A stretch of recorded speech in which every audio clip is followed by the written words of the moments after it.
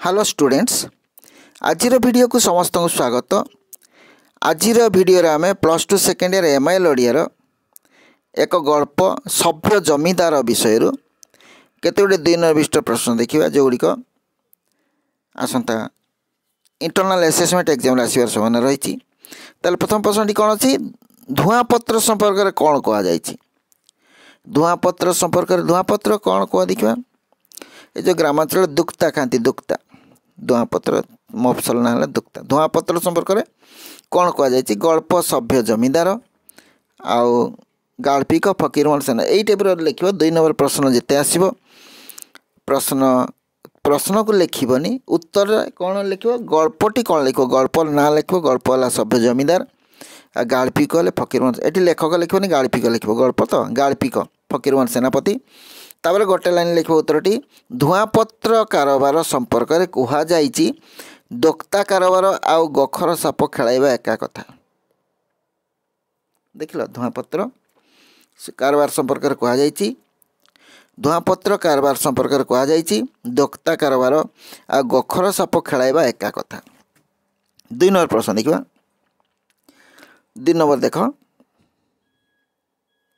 ठीक से टाइप लिख प्रश्नटा है गोपाल किपरि कलिकता जाइथिला गोपाल किपरि कलिकता जाइथिला एटी भी जमी लिख गल्प लिख हाइपेन देख लिख सभ्य जमीदार गल्प वाला सभ्य जमीदार गाल्पिक फकीरमोहन सेनापति गाल्पिक फकीरमोहन सेनापति है।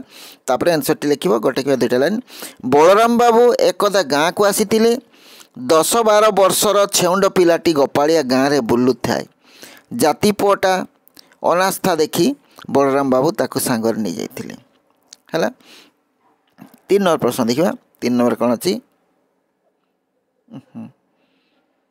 3 नंबर अच्छी कलिकता गदी रे गोपाल प्रथमे किपरि थिला कलिकता गदी रे गोपाल प्रथमे किपरि थिला गल्पला सभ्य जमीदार गाल्पिक फकीर सबुथिरे एटा लिख कलिकता गदी रे गोपाल प्रथमे खाउची तो खाउची अच्छी तो अच्छी ताकू देखिछि किए एहीपरि भाव में भलरे थिला ताले कौन लिख कलिकता गदी रे गोपाल प्रथमे खाउची तो खाउची अच्छी तो अच्छी ताकू देखिछि किए एहीपरि भाव में भलरे थिला।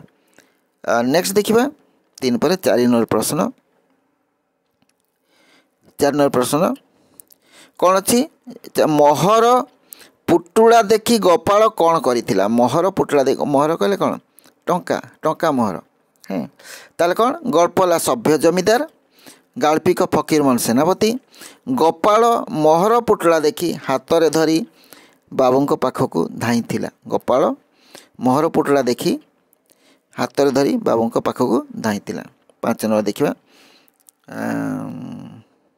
5 नंबर कुकुड़ा डाक आगरू गदियान धार्मिक हिंदू महाजन माने कौन करथांती कुकुड़ा डाक आगरू गदियान धार्मिक हिंदू महाजन माने कौन करथांती गल्प सभ्य जमीदार गाल्पिक फकीरमोहन सेनापति कुकुड़ा डाक आगरू कलिकतार जेमिति तप पड़ी थाए कुकुड़ा डाक आगरू कलिकतार जेमिति तप पड़ी थाए गदियान धार्मिक हिंदू महाजन माने गंगा स्नान को बाहरी जाती। नेक्स्ट देखा 6 नंबर प्रश्न 6 नंबर कौन अच्छी कपाड़िया लोक को कौन मिली थाए और से गले कौन होता है गल्प सभ्य जमीदार गाल्पिक फकीरमोहन सेनापति कपाड़िया लोक को आकबरी मोहर मिले लक्ष्मी आलिंगन करिया परि लगी थाए कौन है कपाड़िया लोक को आकबरी मोहर मिले लक्ष्मी आलिंगन करिया परि मिली थाए से मोहर गले लक्ष्मी छाड़िया परि लगी थाए आकबरी मोहर सब जो थिला तेणु से कहुची जे कपाड़ आकबरी मोहर मिले लक्ष्मी आलिंगन कला परि जना पड़े आ मोहर गले लक्ष्मी छाड़िया परि लगी थाए मोहरटा गोटे मुद्राटा है ठीक अच्छे। नेक्स्ट देखा 6 नंबर पर 7 नंबर प्रश्न 7 नंबर कौन अच्छी रसैया ब्राह्मण संपर्क में कौन कहुई रसैया ब्राह्मण संपर्क कौन कहुई गल्पला सभ्य जमीदार यहीटा सब लिख गाल्पिक फकीरमोहन सेनापति रसैया ब्राह्मण एकदा बाबूंक टंका सिंधुक चाबी भांगी 500 टंकार थलीटा नहीं पलाई जाइथिला ताले रसैया ब्राह्मण एकदा बाबूंक टंका सिंधुक चाबी भांगी 500 टंकार थलीटा नहीं पलाई जाइथिला। 8 नंबर प्रश्न 8 नंबर अच्छी गोपाल केमिति रांधि शिखिथिला बोली कहिछि गोपाल केमिति ରାନ୍ଧି ଶିଖିଥିଲା ବୋଲି କହିଛି। ଗଳ୍ପ ସଭ୍ୟ ଜମିଦାର। ଗାଳ୍ପିକ ଫକୀରମୋହନ ସେନାପତି। ପୂଜାରୀ ରନ୍ଧା ଦେଖି ଦେଖି ଶିଖିଥିଲା ବୋଲି ଗୋପାଳିଆ କହିଛି। ପୂଜାରୀ ରନ୍ଧା ଦେଖି ଦେଖି ଶିଖିଥିଲା ବୋଲି ଗୋପାଳିଆ କହିଛି। 9 ନମ୍ବର ପ୍ରଶ୍ନ। 9ରେ କ'ଣ ଅଛି?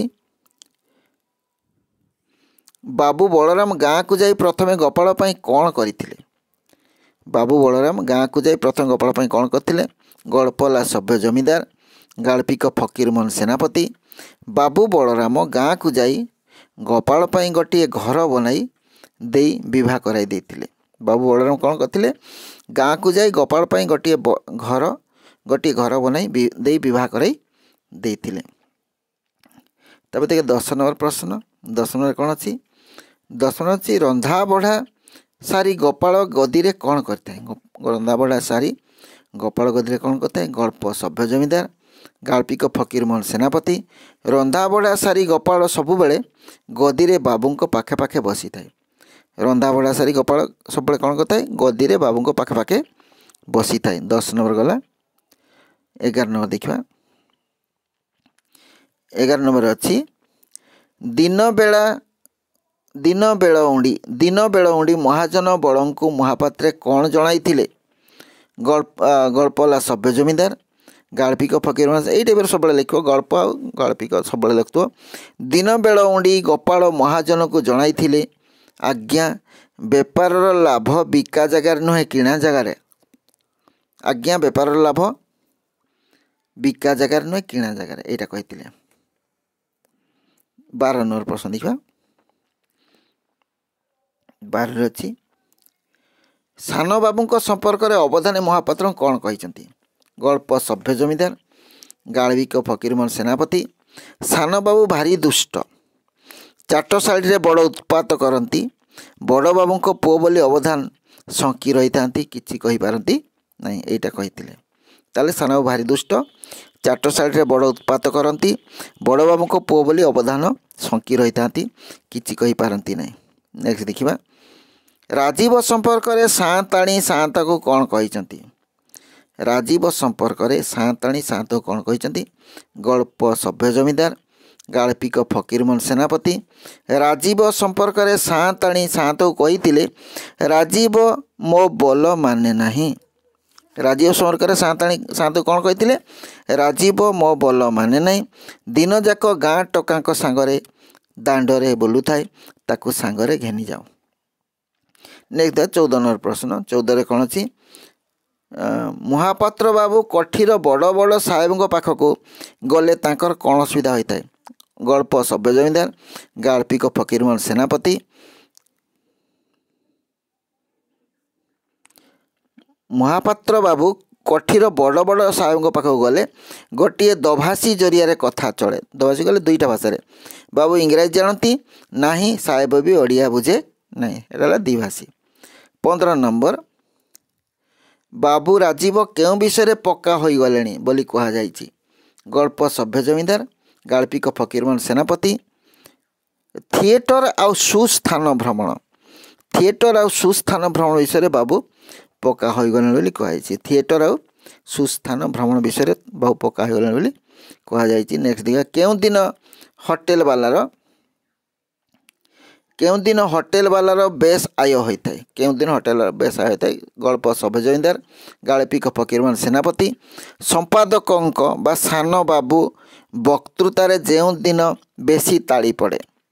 ସମ୍ପାଦକଙ୍କ ବା ସାନ ବାବୁ ବକ୍ତୃତାରେ ଯେଉଁଦିନ ବେଶୀ ତାଳି ପଡ଼େ ସେଦିନ ହୋଟେଲ ବାଲାଙ୍କର ବେଶୀ ଆୟ ହୋଇଥାଏ। ନେକ୍ସଟ ଦେଖିବା 17 ନମ୍ବର। 17ରେ ଅଛି ରାଜୀବଙ୍କ କେଉଁ ଇଚ୍ଛା ମହାଜନ ବଡ଼ବାବୁ ସଫଳ କରି ନଥିଲେ? ରାଜୀବଙ୍କ କେଉଁ ଇଚ୍ଛା ମହାଜନ ବଡ଼ବାବୁ ସଫଳ କରି ନଥିଲେ? ଗଳ୍ପ ସଭ୍ୟ ଜମିଦାର। ଗାଳ୍ପିକ ଫକୀରମୋହନ ସେନାପତି। ପିତା ମୃତ୍ୟୁ ପରେ ରାଜୀବ ଶୁଦ୍ଧି କାର୍ଯ୍ୟ ନ କରି ସଭାଗୃହରେ ଭୋଜି ଆଉ ଦରିଦ୍ରମାନଙ୍କୁ ଅର୍ଥ ବିତରଣ, ଡାକ୍ତରଖାନାକୁ ଚାନ୍ଦା ଦିଆଯିବ ବୋଲି କହିଥିଲେ, କିନ୍ତୁ ରାଜୀବଙ୍କର ଏହି ପ୍ରସ୍ତାବକୁ ବଡ଼ବାବୁ ସଫଳ କରିନଥିଲେ। କ'ଣ କହିଥିଲେ? ପିତା ମୃତ୍ୟୁ ପରେ ରାଜୀବ ଶୁଦ୍ଧି କାର୍ଯ୍ୟ ନ କରି ସଭାଗୃହରେ ଭୋଜି ଆଉ ଦରିଦ୍ରମାନଙ୍କୁ ଅର୍ଥ ବିତରଣ କରିବା କଥା, ଡାକ୍ତରଖାନା ମାନଙ୍କୁ ଚାନ୍ଦା ଦିଆଯିବା କଥା କହିଥିଲେ, କିନ୍ତୁ ରାଜୀବଙ୍କର ଏହି ପ୍ରସ୍ତାବକୁ ବଡ଼ ଆଉ ସଫଳ କରିନଥିଲେ। ଠିକ୍ ଅଛି, ଆଜିର ଭିଡ଼ିଓକୁ ଏଇଠି ରଖିବା। ଯଦି ଭିଡ଼ିଓଟି ଭଲ ଲାଗିଲା ଲାଇକ୍ଟେ କରିବ, ସାଙ୍ଗସାଥୀଙ୍କ ସହିତ ସେୟାର କରିବ, ଆଉ ଏହିପରି ଭିଡ଼ିଓ ଦେଖିବାକୁ ଚାହୁଁଥିଲେ ଚ୍ୟାନେଲକୁ ସବସ୍କ୍ରାଇବ୍ କରିବ, ବେଲ୍ ଆଇକନ୍ କ୍ଲିକ୍ କରିବ। ତାହେଲେ ପରବର୍ତ୍ତୀ ଭିଡ଼ିଓ ଗୁଡ଼ିକର ନୋଟିଫିକେସନ୍ ତୁମ ପାଖକୁ ସବୁଠାରୁ ଆଗେ ପହଞ୍ଚିବ। ଧନ୍ୟବାଦ। ଯେଉଁଠି ଥାଅ ଭଲ ଥାଅ ସୁଖରେ ଥାଅ। Thanks for watching.